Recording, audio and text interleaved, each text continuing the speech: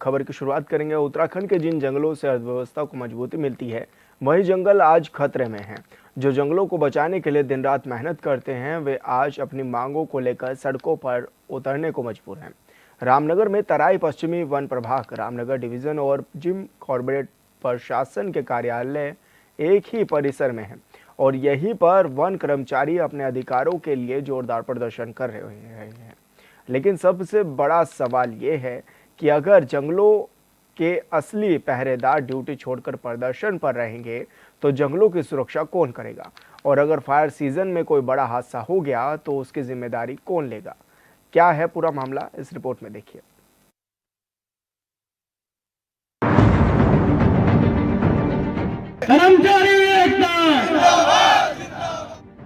उत्तराखंड में 15 फरवरी से ही fire season शुरू हो चुका है। तापमान बढ़ रहा है, लिहाजा जंगलों में सूखी पत्तियां और लकड़ियां चिंगारी पकड़ने के लिए तैयार है।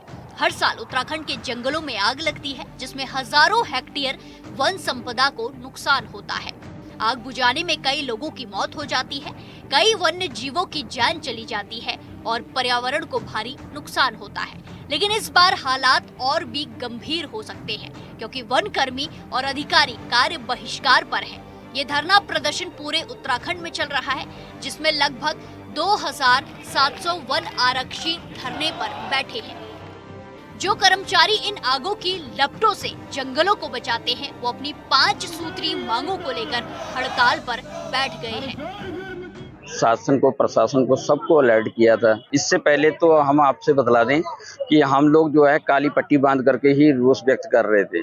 जब हमारी मांगों को अनदेखा किया गया, क्योंकि 124 पे जब हम रोष व्यक्त कर रहे थे काली पट्टी बांध करके, तो उसी दौरान 124 पे अधियाचन जारी किया गया वन दरोगा के लिए।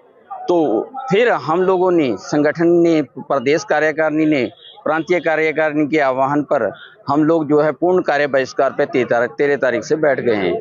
और रही बात जंगल की, जंगल जो है हम चाहते हैं सरकार से कि हम जल्दी, क्योंकि हमारे बच्चों की भी रोजी रोटी उसी से ही है, हम लोगों का भी उसी से ही लालन पालन है, तो हम नहीं चाहते थे कि इस तरीके से हम पूर्ण कार्य बहिष्कार पे बैठें।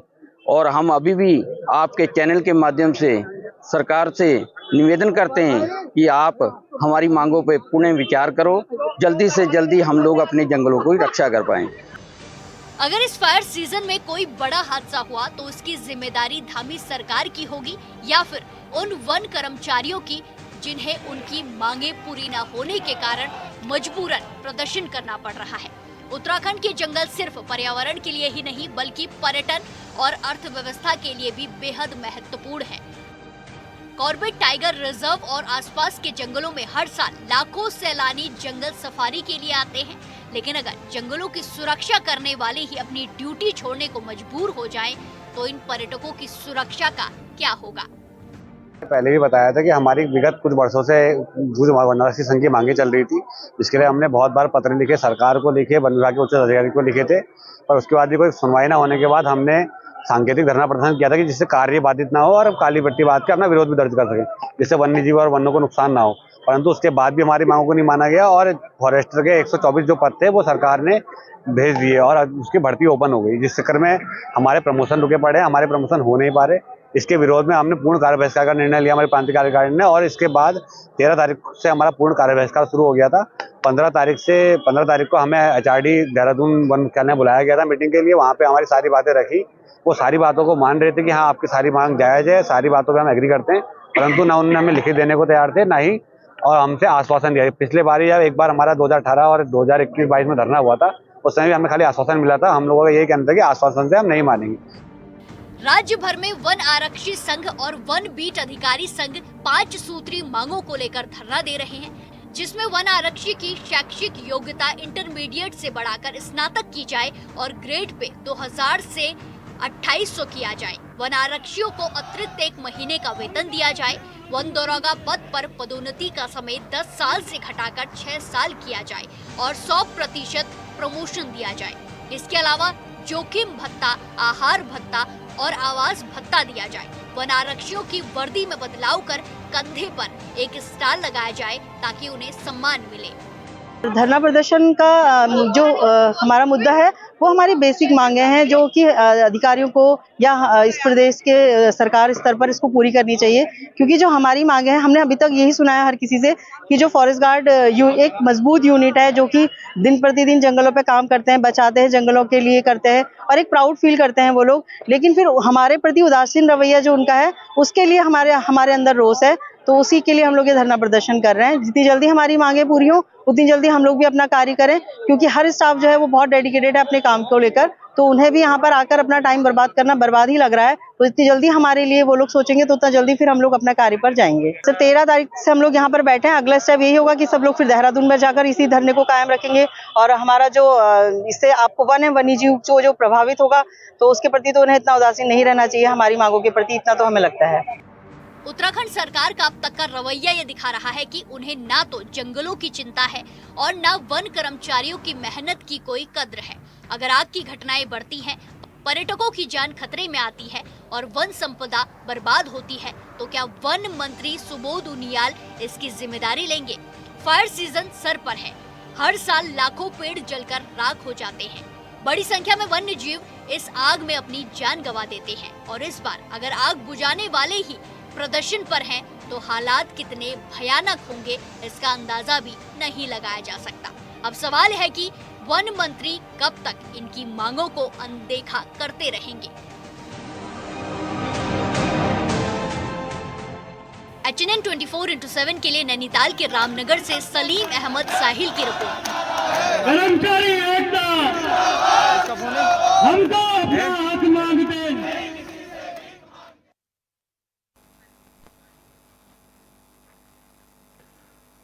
और संवाददाता सलीम अहमद शाहिल हमारे साथ फोन लाइन पर जुड़ गए हैं। सलीम, क्या कुछ जानकारी मिल रही है? आखिर क्यों धरना प्रदर्शन करने को मजबूर है वनकर्मी?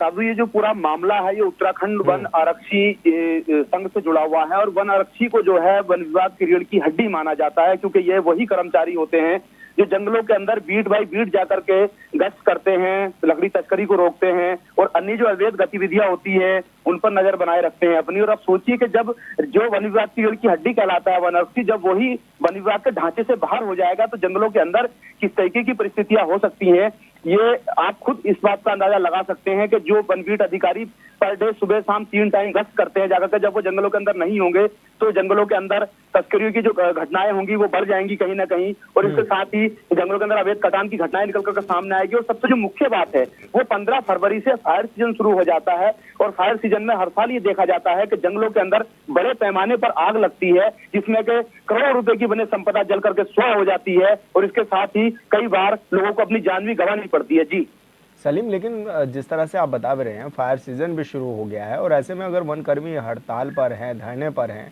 तो उनके नाम की जो उनकी जिम्मेदारियां हैं वो कौन अब निभाता हुआ नजर आ रहा है? आखिर जंगलों के पहरेदार अब कौन है? जी देखिए, मैं आपको बताऊं कि जिस तरीके से फॉरेस्ट गार्ड जो होता है वो बीट में सबसे जो मुख्य अधिकारी होता है वो माना जाता है। जंगल के अंदर अवैध पातन होता है तो जो उसमें S2 काटने का जो अधिकार होता है वनवीट अधिकारी को होता है। वनवीट अधिकारी के ऊपर एक वन दरोगा होता है।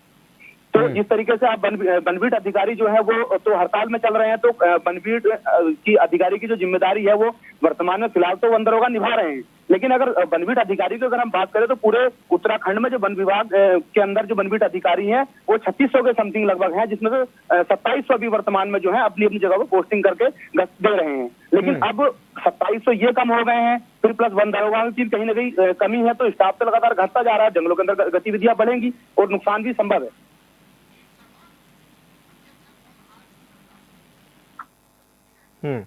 जी बिल्कुल सलीम, आप बने रहिए हमारे साथ दीप शर्मा जी जुड़ गए हैं, वन आरक्षी हैं। दीप शर्मा जी, बहुत स्वागत है आपका HNN 24x7 पर। दीप शर्मा जी, जिस तरह से लगातार ये भी देखा जा रहा है कि जो वन कर्मी हैं वो अब लगातार प्रदर्शन करते हुए नजर आ रहे हैं, किस रूप में इनको देखा भी जा रहा है और आप क्या कहेंगे इस मुद्दे पर? सर, वन विभाग आरक्षी को वन विभाग की रीढ़ कहा जाता है। सबसे फ्रंटलाइन वर्कर जो है वन आरक्षी है। जैसे पुलिस में एक दरोगा चालान काटता है, सारी जिम्मेदारी पूरी जंगल की एक हेक्टरियों के हिसाब से एक वन आरक्षी की रहती है। पूरी केस काटना, पूरी नीचे से लेके ऊपर तक रिपोर्ट शासन को भेजना, कोई सर्वे करना, कोई लोकेशन देना, कोई जानवरों से लड़ना भिड़ना, गाँव वालों से, सारे काम हमारे। उसके बाद भी हमारे कई बार उच्च से बात हुई, शासन से बात हुई, कई चीजों को हमारी 8 सूत्रीय मांगे थी, जिसमें हमारा प्रमोशन को लेके मुद्दा था, जिसमें हमारा 1 स्टार को लेके मुद्दा था, जिससे एक इमेज के हिसाब से, और बहुत सारी हमारा एचआरए था, हमारा होम है, और हमारा अतिरिक्त वेतन था 1 माह का। हमने कई बार इसके लिए निवेदन किया, पत्र भेजे संघ ने, कई बार क्या मिले शासन से, हमेशा आश्वासन मिला। एक बार इससे पहले हमारा 18 में और 22 में धरना हुआ, उस टाइम भी हमें आश्वासन लिखित दिया गया कि आपकी ये मांगे हो जाएंगी। उसके बाद भी ये मांगे हमारी दरकिनार कर दी गई। तो इसके बाद हमने लगातार निवेदन किया और फिर हमने सांकेतिक विरोध किया, जिससे हमारा कार्य भी बाधित ना हो, जंगल भी बाधित ना हो, और हमने काला रिबन बांध के शासन को अपना विरोध जताया। परंतु उसके बाद भी जब हमारे 6 फरवरी से ये सांकेतिक धरना शुरू हुआ था, 11 फरवरी को आयोग ने वन विभाग के 124 पदों में भर्ती फिर से निकाल दी। जब हम ये बात लगातार रख रहे थे, धरने के दौरान निकाल दी ये वाली भर्ती की हमारा प्रमोशन, हम कह रहे थे प्रमोशन हमारे रुक रहे हैं, ये हो रहा है, उसके बाद भी वो भर्ती निकाल दी। तो हमने फिर इसको हमारी कार्यकारिणी ने पूर्ण कार्य बहिष्कार का निर्णय ले लिया। जंगल से हमें भी प्यार है, हम भी चाहते हैं कि कोई काम बाधित ना हो, कुछ ना हो, परंतु जब हमारा ही शोषण होगा तो फिर हम उसके लिए हमारा अधिकार है कि हम उसका विरोध करें, अपनी मांग मनवाने के लिए उसका वो करें। तो अभी क्या कुछ मांगे हैं, क्या चाहते हैं आप लोग? और हमारी पहली मांग थी, जो एक बार वन नियमावली एक बार 2018 जो थी उसको संशोधित करके 2016 करा जाए। इससे पहले हमारे वहाँ फॉरेस्टर जो है वो भी हमारे वनरक्षी, एक 10 साल में प्रमोशन का हमारा मानक है। मतलब अभी जाए वर्तमान में शायद 2014 से 15 साल लोगों को हो गए, उनके कोई प्रमोशन ही नहीं हो पाए।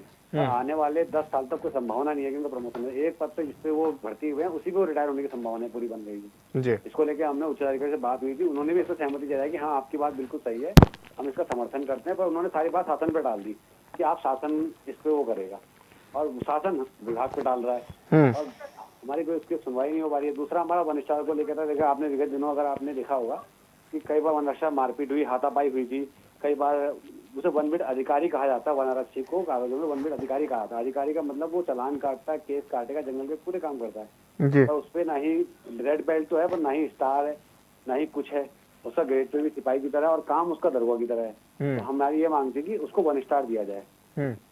उस चीज को भी लेकर शासन ने कोई उसमें, बल्कि हमने अतिरिक्त वेतन भी नहीं मांगा था, बिना वित्तीय भार के खाली शासनादेश मांगा था, वो भी उन्होंने हमारी मांग को नहीं माना गया। हमारी चौकियां हैं जहाँ पे हम अपराधी को पकड़ते हैं, सरकारी सामान रखते हैं, सारा काम करते हैं। उसके बाद हमारा जो होम रेंज अलाउंड है वो भी चौकी के हिसाब से काटा जा रहा है, बल्कि वहाँ फैमिली रह ही नहीं सकती हमारी चौकी में। तो हमारी ऐसी कई मांगे थी जो बेसिक मांगे हैं, जो मतलब बहुत मूल मांगे हैं, जो सबको पता भी है, हर शासन का हर स्तर पे पता है कि हाँ ये होनी चाहिए। वो कहते भी हमारे सामने कि हाँ ये बात सही है आपकी, परंतु फिर वही हमेशा आश्वासन और आश्वासन और आश्वासन।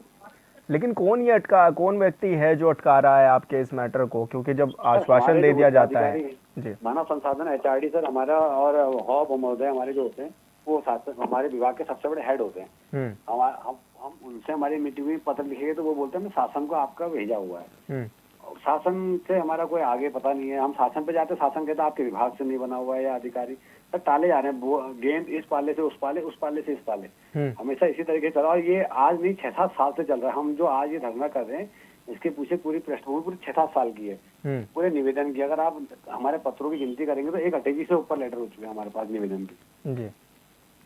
लेकिन ऐसे में आगे करो मरो की स्थिति में जी, लेकिन ऐसे में फायर सीजन भी शुरू हो गया है। अब पहरेदार ही अगर नदारद रहेंगे या फिर इस तरह से गुस्से में रहेंगे तो फिर जंगलों की सुरक्षा कौन करेगा? दीप जी सर, हम जंगलों में इतने समय से काम कर रहे हैं, जाहिर सी बात है मेरे इससे पहले 4 सिलेक्शन हुए थे, मेरे भी कई ऐसे लोग हैं जो और नौकरियां छोड़कर वन विभाग में आए, क्योंकि वो प्रकृति से प्यार है, जंगलों से प्यार है, वो भी यहाँ काम कर रहा है, हमें भी है। पर हम भी चाहते हैं कि ना हो नुकसान, क्योंकि आज कल के बाद हमने उसी क्षेत्र में जाना है, वहीं ड्यूटी करनी है। कोई नहीं चाहता कि उसके क्षेत्र में कोई नुकसान हो, कोई पेड़ कटे, कोई जानवर की मृत्यु हो जाए, कोई शिकार हो जाए, हम भी नहीं चाहते। पर जो हम सारा काम सारा कंधे पे ऊपर से नीचे सारा बोझ हमारे ऊपर है, उसके बाद भी जब हमें दरकिनार करा जाएगा तो फिर अपने लिए तो फिर आवाज उठाना हमारा मौलिक अधिकार है। शोषण के विरुद्ध हम अपना अधिकार उठा ही सकते हैं। जी बिल्कुल दीप जी, आप हमारे साथ जुड़े, आपने अपनी बात रखी, बहुत शुक्रिया आपका। सरजीत सिंह जी हमारे साथ जुड़ गए हैं, वन आरक्षी संघ के अध्यक्ष हैं। सरजीत जी बहुत स्वागत है आपका चैनल पर। सरजीत जी, जिस तरह से लगातार वनकर्मी प्रदर्शन पर डटे हुए हैं, किस रूप में देखा जाना चाहिए और क्या डिमांड्स हैं आप लोगों की? मैं जैसा कि आपके चैनल के माध्यम से अवगत करा दूं, मैं सरजीत सिंह तराई पश्चिमी वन बीट अधिकारी संघ का अध्यक्ष जी। उत्तराखंड अधिनियम वन सेवा नियमावली 2016 में संशोधन कर वन आरक्षी / वन बीट अधिकारी कि शैक्षिक एवं इंटरमीडिएट एवं स्थान पर उनके जगह स्नातक किया जाए और उसको नियमावली को पुनः लागू किया जाए 2016 को। और दूसरी मांग है हमारी वन आरक्षी वन बीट अधिकारी की वर्दी में संशोधन कर 1 स्टार और बाकी हमारे 1 माह का अतिरिक्त वेतन जी। क्योंकि हम लोग जब लगातार कंटिन्यू 24 घंटे ड्यूटी कर रहे हैं तो हमें भी जो है पुलिस की भांति 1 माह का अतिरिक्त वेतन मिलना चाहिए। और इसी के साथ हमारे जो है भत्ते हैं जोखिम भत्ता, आहार भत्ता और आवास भत्ता, क्योंकि हमारी एक आवास जो है वो चौकी है, उसी में हम लोग जो है जितने क्राइम वाले मुलजिम होते हैं उनको पकड़ के लाते हैं। अगर किसी प्रकार का कोई अगर मान लो कोई वाहन या खनन में समझ लो या फिर आप ये समझ लीजिए वन में लकड़ी काटते हुए कोई बंदा अगर मान लो लेके जाता है जैसे लकड़ी साइकिल या मोटरसाइकिल, तो उसको भी हम अपनी चौकियों में ही खड़ा करते हैं। तो उसको हमारा आवास ना माना जाए, उसको चौकी माना जाए। चौकी के साथ साथ हमें जो है आवासीय भत्ता प्रोवाइड करवाया जाए। बस यही हमारी सरकार से मांग है, क्योंकि हम चाहते हैं कि जल्दी से जल्दी हमारी इस फायर सीजन के दौरान हमारी मांग को पूरा किया जाए, जिससे कि हम वापस अपने जंगलों में जाकर के अपने जंगलों की सुरक्षा कर सकें। तो क्या किसी ने अभी तक संज्ञान लिया आपके धरना प्रदर्शन का? कोई पहुंचा या वन मंत्री से कोई बातचीत हो पाई आपकी? नहीं, वार्ता के लिए हमें अभी मौखिक तौर पे हम लोगों को बुलवाया गया था, वहां पर सिर्फ एक मौखिक आश्वासन दिया गया था और इस तरीके से जो है अभी आश्वासन पे आश्वासन ही है। हम चाहते हैं कि जब पूर्ण कार्य बहिष्कार है तो कार्य बहिष्कार के दौरान इस समय हमारी शासन प्रशासन को मांग सुन लेनी चाहिए।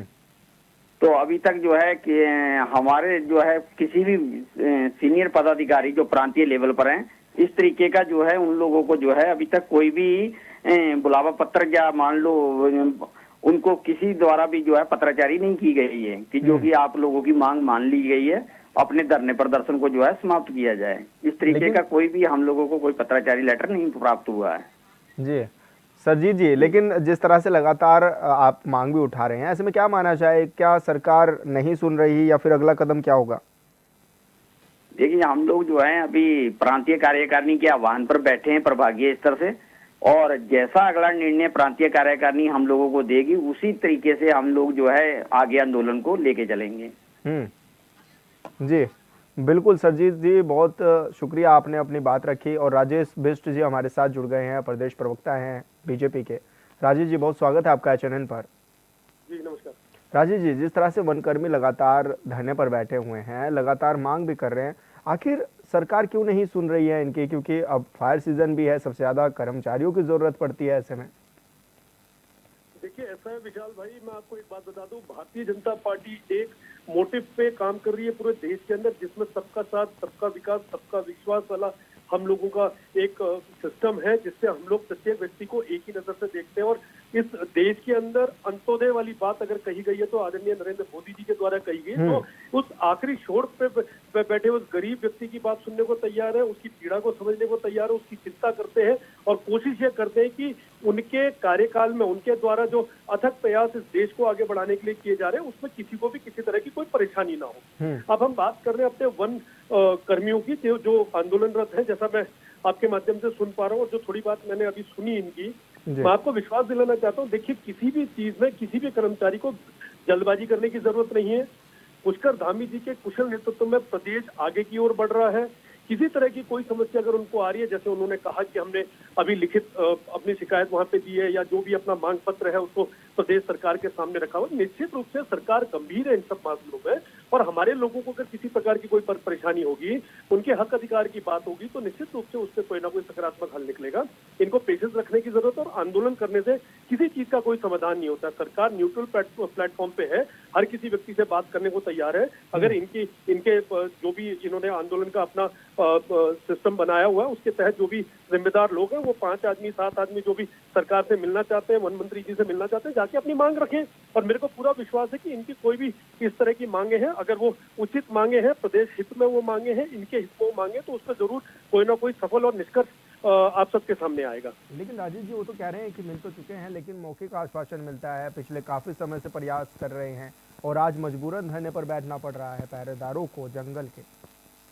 देखिए विशाल जी, इस समय अगर हम एक चीज को समझ के चलें कि पर्वतों में अब जो गर्मियों का समय आ रहा है, कहीं ना कहीं वनाग्नि की गंभीर समस्या बनी रहती है। और ऐसा नहीं है कि सरकार अपने कर्मचारियों के बारे में चिंतित नहीं रहती है। मैं यही बात कहना चाहता हूं कि देखिए, एक मौखिक आश्वासन की बात अलग है, और जो वर्तमान में जो पुष्कर धामी जी के कुशल नेतृत्व वाली सरकार इस प्रदेश के अंदर चल रही है, उसे अपने प्रत्येक नागरिक की, प्रत्येक कर्मचारी की पूरी निष्ठा के साथ जिम्मेदारी है। इसलिए मैं कहना चाह रहा हूँ, जो भी ये आंदोलनरत हमारे साथी है, थोड़ा सा किसी चीज को पेशेंस रखें। बजट सत्र चलने वाला है, बजट सत्र के दौरान जो भी बातें हो पाएंगी, क्योंकि देखिए इस समय बजट सत्र पूरे प्रदेश के लिए बहुत महत्वपूर्ण होता है। बजट सत्र निपटता है या इस बीच में कोई बात अगर अच्छे तरीके से जा पाती है, तो जरूर इनकी सारी जो भी परेशानी है उसका निदान बहुत जल्दी निकलेगा, मेरा ऐसा विश्वास है। जी बिल्कुल राजेश जी, बहुत शुक्रिया आपका, आप हमारे साथ जुड़े, आपने अपनी बात रखी। आशीष नोटियाल जी हमारे साथ जुड़ गए हैं, कांग्रेस प्रवक्ता है। आशीष जी, बहुत स्वागत है आपका चैनल पर। आशीष जी, जिस तरह से देखा भी जा रहा है कि लगातार जो वनकर्मी हैं वो प्रदर्शन करने को मजबूर हैं, क्या सरकार नहीं सुन रही है उन लोगों की? देखें, बड़े झूठे और बेईमान लोग हैं। आप बताएं, लोगों की तनख्वाहें नहीं देते, आप कहते हैं वो हड़ताल क्यों कर रहे हैं? किसी की कोई मांगे पूरी नहीं हो रही। इनको कुछ दिखता ही नहीं है भ्रष्टाचार करने के अलावा। हर जगह भ्रष्टाचार भ्रष्टाचार भारतीय जनता पार्टी का चरित्र है। हर किसी का पैसा खा जाना, आप गरीबों का पैसा खा रहे हैं, आप हर किसी का अधिकार लेने की कोशिश कर रहे हैं, छीनने की कोशिश कर रहे हैं। और एक अधिकार जो एक व्यक्ति का होता है, हड़ताल करना, जब उसकी मांगे पूरी नहीं होती तो आप कहते हैं हड़ताल भी मत करो, तो आप सुनेंगे कैसे? कई विभाग ऐसे हैं जिनकी तनख्वाहें नहीं दे पा रहे हैं ये लोग। कई विभाग ऐसे हैं, नगर निगम में सफाई कर्मचारी जो बैठे हुए हैं, जो गाड़ियां चला रहे हैं ड्राइवर, उन तक की तनख्वाहें नहीं दे पा रहे हैं। तो आप बताएं, सारा पैसा खाकर कहाँ जाओगे? देश को आपने कर्ज में डाल दिया, राज्य को कर्ज में डाल दिया। कितने लाख करोड़ का कर्ज आपने राज्य के ऊपर चढ़ा दिया। आपके पास कोई प्लानिंग है सिर्फ सरकार बनाने के अलावा? कैसा झूठ फैलाओ और झूठ फैला के सरकार बनाओ। नफरत की राजनीति कर रहे हो, देश को नफरत में डाल दिया। शर्म आनी चाहिए इनको। और जो भी कर्मचारी हैं, चाहे किसी भी विभाग के कर्मचारी हैं, जब अति हो जाती है तब हड़ताल की जाती है। पहले ही हड़ताल ऐसी कोई नहीं कर देता। तो जब अति हो गई होगी तभी हड़ताल करी उन्होंने, तो क्यों नहीं उनकी मांग को मान रहे हैं? वो कहाँ जाएंगे मांग मनवाने के लिए? वो उत्तराखंड के लोग हैं, उत्तराखंड में ही अपनी मांगे रखेंगे, कहीं बाहर थोड़ी जाएंगे। तो सरकार को त्वरित उनकी मांगों को पूरा करना चाहिए और इस तरह की परिस्थितियां पैदा ही ना करे कि कोई हड़ताल करे। अपना काम करे आदमी की हड़ताल करे। बताएं, कौन चाहता है हड़ताल करना? लेकिन आशीष जी, बीजेपी के प्रवक्ता तो कह रहे हैं कि पेशेंस रखना चाहिए। अब जंगलों में आग लगेगी और अगर अधिकारी जो है वो पेशेंस रखेंगे तो फिर कैसे चलेगा? जब तनख्वाहें नहीं दोगे किसी को कुछ करोगे, किसी कुछ करोगे, परेशान करोगे, और पेशेंस कब तक रखेगा? सरकार की पे है पेशेंस क्या? सरकार ने तो अपनी तनख्वाहें तुरंत बढ़ा दी, अपना जो है पेंशन बढ़ा दी, सब कुछ कर दिया। तो आप आम आदमी को कह रहे हो तुम 200 शांत बैठे रहो, कोई बात नहीं, हम जो कर रहे हैं। और तुम तो एक ना एक दिन इन लोगों को मार देने का काम करोगे। आप देखिए, आज स्मार्ट मीटर आ गया है। स्मार्ट मीटर के नाम पर एक गरीब व्यक्ति क्या करेगा? जिसके पास पैसा नहीं है उसके आप तो आप बिजली का कनेक्शन कट जाएगा, उसके यहाँ बिजली कैसे आएगी? अंधेरे में रखने का काम कर रहे हैं गरीब को। तो ये लोग हर किसी तरह से जनता को परेशान करने का काम कर रहे हैं। बड़ा दुर्भाग्यपूर्ण ये समय है, दुर्भाग्य वाला समय है, जब भारतीय जनता पार्टी सत्ता पे है और फिर अपने धन बल छल कपट से फिर दोबारा जीत जाती है। पर निश्चित देखें, बहुत जल्दी जनता समझेगी और इनको देश से और राज्य से बाहर का रास्ता दिखाएगी। बिल्कुल आशीष जी, आपने अपनी बात रखी, बहुत शुक्रिया आपका, आप हमारे साथ भी जुड़े। और न्यूज़ स्पेशल में मेरे साथ इतना ही। आप देख रहे हैं चैनल 24/7। नमस्कार।